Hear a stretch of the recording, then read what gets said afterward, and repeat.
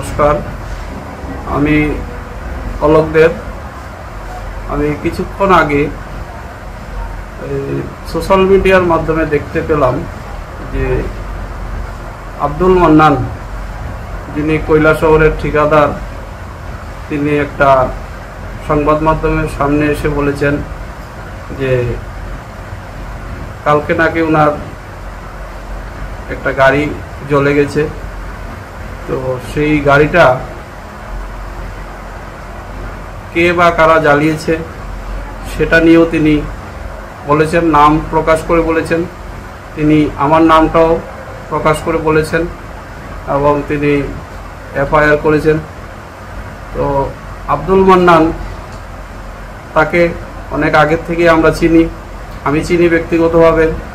উনি 2013 সালে যে একটা হিন্দু মুসলিমের যে দাঙ্গা লাগাবার চেষ্টা করেছিল, সেটাও আমরা সামনের থেকে দেখেছি।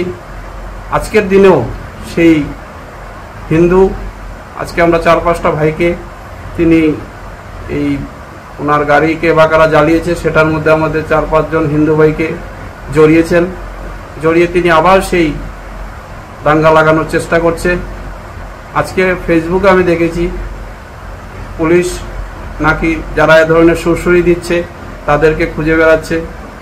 তো আমি বলবো আর খোঁজার প্রয়োজন নেই।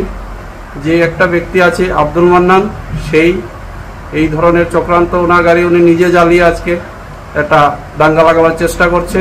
আমি বর্তমানে মুম্বাইতে আছি, আমার শ্বশুর ক্যান্সারে আক্রান্ত, ওনাকে নিয়ে আমি এখানে মুম্বাই টাটাতে আছি।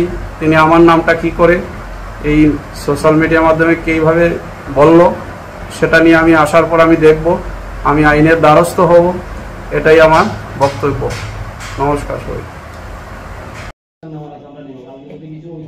আমরা 1 জন 2 জন 3 জন